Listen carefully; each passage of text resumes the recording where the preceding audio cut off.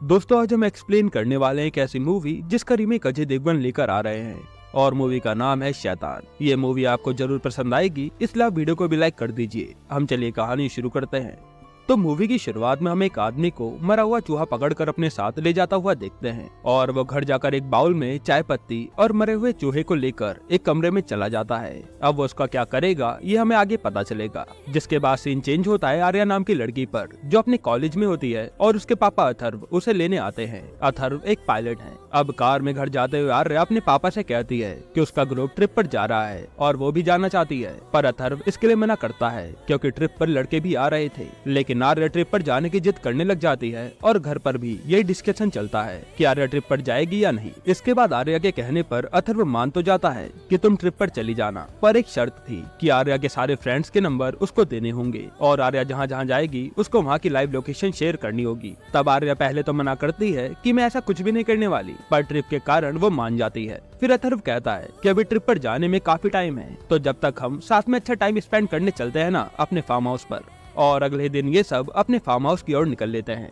और अथर्व की फैमिली में आर्या की माँ बीना है और एक बेटा भी है अंश। अब रास्ते में इन्हें भूख लगती है तो ये सब ढाबे पर रुकते हैं जहाँ अथर्व सबके लिए पराठे मंगाता है, पर यहाँ आर्या पराठे खाने से मना करती है क्योंकि पराठे बहुत ज्यादा ऑयली थे। फिर अथर्व अपने लिए चाय लेने जाता है तो उनके पास 10 रुपए चेंज नहीं होते। तभी वहाँ बैठा एक अनजान आदमी आता है जो अथर्व को 10 रुपए देता है कि कभी कभी ऐसी सिचुएशन तो आती है, आप ये पैसे ले लीजिए। अथर्व भी बिना ज्यादा सोचे उसके पैसों से चाय ले लेता है और अपनी टेबल पर बैठ जाता है। थोड़ी देर बाद वो अनजान आदमी अथर्व की फैमिली के पास आता है और बातें करने लगता है। तब वो अपना नाम प्रताप बताता है। फिर प्रताप देखता है कि आर्या अपना पराठा नहीं खा रही है तो वो हंसते हुए कहता है कि ये तो अन्न का अपमान है, इसलिए वो आर्या को पराठा खाने के लिए कहता है, पर आर्या मना कर देती है। फिर प्रताप अपनी जेब से डिब्बी निकालता है और कहता है कि इसमें शक्कर है, अब तुम डिसाइड करो कि तुम ये शक्कर खाओगी या फिर पराठा। जिसके बाद आर्या शक्कर खा लेती है ताकि ये पराठा ना खाना पड़े और आर्या की फैमिली को ये सब मजाक लग रहा था, इसलिए वो बस हंस रहे थे। अब शक्कर खाते ही आर्या को अजीब सा महसूस होता है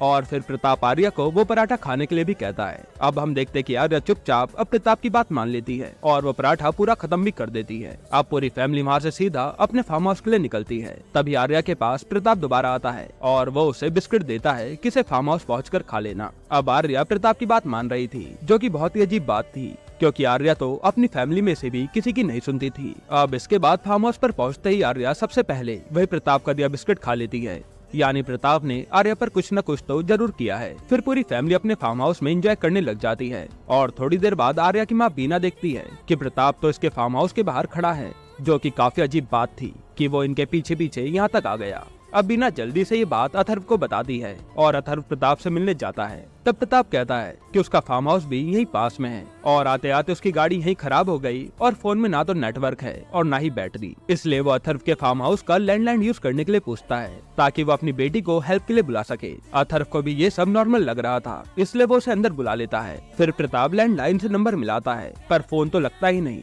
और प्रताप यहाँ बार बार आर्या को ही देखने में लगा था कि वो अभी है कहाँ। फिर आर्या जब स्विमिंग पूल से अपने रूम में जाने लगती है तब प्रताप आर्या को अपने पास बुलाता है और यहाँ भी आर्या प्रताप की सारी बात मान रही थी और उसका अपने आप पर कंट्रोल ही नहीं था। यहाँ तक कि प्रताप आर्या के छोटे भाई अंश को भी डांट देता है जैसे प्रताप यहाँ इनके घर का सदस्य ही हो। अब बिना अथर्व से प्रताप को भेजने के लिए कहती है क्योंकि वो एक अनजान आदमी था जो उनके घर में घुस आया था और ये समय उनका फैमिली टाइम था। पर अथर्व कहता है कि थोड़ी देर की बात है, हम मदद ही तो कर रहे हैं। प्रताप नाश्ता करके चला जाएगा। यहाँ प्रताप और आर्या को देखते हैं जहाँ प्रताप के पूछने पर आर्या उसे सब कुछ बता देती है और ये सब लद्दाख ट्रिप पर जाने वाले हैं जिसके लिए उसके पापा मना कर रहे थे, लेकिन अब वो मान गए हैं। यानी आर्या ने प्रताप को काफी सारी पर्सनल बातें बता दी थी। तब प्रताप कहता है कि तुम किसी ट्रिप पर नहीं जाओगी और अब तुम मेरे साथ मेरे घर चलोगी। तभी अंश आर्या पर एक बॉल फेंकता है और ये देखकर प्रताप आर्या को कहता है कि इसको खींच कर मारो। तब आर्या ऐसा ही करती है और अंश के गाल पर चाटा लगा देती है जिसके कारण अंश रोने लगता है और वहाँ अथर्व और बीना आर्या को डांटते हैं कि अपने भाई को ऐसे कौन मारता है। तब आर्या कहते हैं कि ये तो मुझे अंकल ने करने के लिए कहा था। जिसके बाद अथर्व और बीना को प्रताप पर काफी गुस्सा आता है कि ये बाहरी आदमी ये सब कर रहा है। अब डिनर करते हुए प्रताप फिर से इनके पर्सनल मैटर में बोलने लग जाता है और अथर्व उसे चुप रहने के लिए कहता है। तब प्रताप कहता है कि मुझे तुम्हारी फैमिली के बारे में सब पता है और वो बताता है कि आर्या का एक बॉयफ्रेंड है, जिसे सुनकर अथर्व चौंक जाता है। फिर प्रताप आर्या से कहता है कि अपने बॉयफ्रेंड को फोन लगाओ और उससे ब्रेकअप कर लो। आर्या भी वैसा ही करती है और ये देखकर आर्या के घर वाले डर जाते हैं कि ये क्या हुआ। तब अथर्व प्रताप को घर से निकल जाने के लिए कहता है, पर प्रताप कहता है कि मैं अब कहीं नहीं जाऊंगा। जिसके बाद अथर्व प्रताप का हाथ पकड़कर उसे निकालने लगता है। तब प्रताप आर्या को कहता है कि अपने घर वालों को मुझे बाहर निकालने से मना करो। यह सुनते ही आर्या वैसा ही करती है और प्रताप के लिए अपने मम्मी पापा से ही लड़ जाती है। यहाँ तक कि वो अपने पापा को धक्का तक दे देती है कि अंकल कहीं नहीं जाएंगे। और ये देखकर समझ आ रहा था कि प्रताप ने आर्या को अपने वश में कर लिया है, जो वो इतना पागलों की तरह रिएक्ट कर रही थी। फिर प्रताप अथर्व को दिखाने के लिए आर्या से चाय पत्ती खाने के लिए कहता है और आर्या पूरी चाय पत्ती खा लेती है। फिर प्रताप आर्या को लाइन से जैसा जैसा करने के लिए कहता है, आर्या वैसा वैसा ही करती जाती है। यानी कि प्रताप का तंत्र काफी ज्यादा मजबूत था, जिसमें आर्या की सोचने की शक्ति ही चली गई थी और वह बस प्रताप की कठपुतली बन गई थी। अब प्रताप आर्या से कहकर अपने पापा के ही चाटा लगवा देता है। फिर वो सबकी फोन टुटवाता है और लैंडलाइन की वायर भी निकलवा देता है और फिर वो आर्या से अपने पैर दबाने लगता है। इसके बाद प्रताप कहता है कि वो आर्या को अपने साथ ले जाना चाहता है, लेकिन अथर्व और बीना अब डर के मारे कहते हैं कि ऐसा मत करो। तब प्रताप कहता है कि आर्या को मेरे साथ भेजने के लिए मान जाओ, वरना मैं तो आर्या को एक ऑर्डर देकर ही अपने साथ ले जा लूंगा और तुम्हारी परमिशन अभी इसलिए चाहिए ताकि फ्यूचर में आर्या के मन में अपनी फैमिली के लिए प्यार ना जाग जाए और मेरा वशीकरण न टूट जाए। इसलिए जब तुम खुद से उसे भेजोगे तो ज्यादा अच्छा होगा। फिर वो कहता है कि बस तुम ये कह दो कि हम आर्या को मुझे अर्पण कर रहे हैं और मैं तुम सबको बिना कुछ किए आर्या के साथ चला जाऊंगा। ये सुनते ही अथर्व मना कर देता है कि मैं अपनी बेटी को तुझे नहीं देने वाला, तुम हमारे साथ ऐसा क्यों कर रहे हो। तब प्रताप हंसते हुए कहता है कि मैं एक राक्षस हूँ, मुझे लोगों को तड़पता हुआ देखने में काफी मजा आता है। तभी वो आर्या को खींच के लात मारता है, जिसको देखकर अथर्व प्रताप को मारने लग जाता है। तब प्रताप आर्या से कहकर अथर्व पर ही हमला करवा देता है और फिर वह गुस्से में अंश पर हमला करने के लिए कहता है और आर्या भी अंश का सर फोड़ देती है। जिसके बाद बीना और अथर्व रोते हुए अंश की मरहम पट्टी करते हैं और उन्हें समझ नहीं आता कि वो अब क्या करें। तब रूम में अंश के पास एक फोन था, जिसे वो बैटरी न होने के कारण चार्जिंग पर लगा देते हैं। तब अंश के चोट लगने से बुखार भी आ गया था, तो ये दोनों नीचे प्रताप के पास जाते हैं और हॉस्पिटल जाने के लिए कहते हैं। पर प्रताप इन्हीं पर भड़क जाता है कि तेरे पति ने देख मेरा क्या हाल किया है और वो आर्या को एक चाकू लाने के लिए कहता है कि अब तेरे माँ बाप मुझे दोबारा मारने आए तो तू उन्हें मार दियो। फिर प्रताप अथर्व से जमीन पर नाक रगड़ने के लिए कहता है और अंश को बचाने के लिए अथर्व प्रताप के सामने जमीन पर नाक रगड़ता है। लेकिन ये सब देखने के बाद भी प्रताप को दया नहीं आती और वो आर्या को गाना बजाकर डांस करने के लिए कहता है, जहाँ आर्या नाच नाच कर पूरी थक चुकी थी। लेकिन प्रताप उसे रुकने के लिए कहता ही नहीं। फिर थोड़ी देर बाद जब स्पीकर की बैटरी खत्म होती है तब जाकर आर्या रुकती है। अब बीना आर्या के लिए पानी लाती है, लेकिन प्रताप उस पानी को भी पीने नहीं देता और बीना आर्या की ऐसी हालत देखकर बस रोए जा रही थी। तब प्रताप बीना को चुपचाप ऊपर जाने के लिए कहता है। अब ये सब देखकर अथर्व पूरी तरह से इरिटेट हो गया था और वो गुस्से में प्रताप को मारने जाता है। तो वहाँ तो आर्या पहले से ही प्रताप को बचाने के लिए खड़ी थी। अब आर्या को पूरा दिन बीत गया था प्रताप के वश में आए, इसलिए वो एक बार भी टॉयलेट तक नहीं गई थी, इसलिए वो वहीं खड़े खड़े टॉयलेट कर देती है और ये देखकर अथर्व वापस रूम में आकर रोने लगता है। फिर वो जल्दी से अपने फोन से किसी को कांटेक्ट करने की कोशिश करता है, पर सिग्नल ना होने के कारण फोन नहीं लगता। जिसके बाद अथर्व कहता है कि मेरे ऑफिस बैग में मेरे ऑफिस का फोन है और शायद उससे बात बन सकती है। लेकिन नीचे तो प्रताप बैठा था। तभी प्रताप बीना को नीचे बुलाता है कि तुम मेरे सामने आर्या के कपड़े बदलो, पर बीना कहती है कि एक बार उसे नहाने दो क्योंकि वो काफी गंदी हो चुकी है। पर प्रताप आर्या को वही कपड़े खोलने के लिए कह देता है। तब आर्या भी वैसा ही करती है, जिसके बाद बीना काफी गिड़गिड़ाती है और प्रताप आर्या को दूसरे कपड़े पहनने के लिए कहता है। अब प्रताप आर्या को कहता है कि समय बीतता जा रहा है और ये लोग तुझे मेरे साथ नहीं भेज रहे, इसलिए वो इससे भी ज्यादा नीचे गिर जाता है और आर्या की फैमिली के साथ एक गेम खेलता है, जिसमें उन्हें अंश को 5 मिनट के अंदर छुपाना है और उसके बाद आर्या अंश को ढूंढ कर मार देगी। तब अथर्व और बीना जल्दी से अंश को एक जगह पर छुपा देते हैं और प्रताप आर्या को गुस्सा दिलाकर अंश को मारने के लिए कहता है। फिर आर्या जल्दी से ऊपर जाकर लॉक्ड रूम को तोड़ देती है क्योंकि उसे लग रहा था कि अंश उसी में होगा, पर अथर्व ने अंश को कहीं और ही छुपाया था, जिसको आर्या हर जगह ढूंढने में लग जाती है।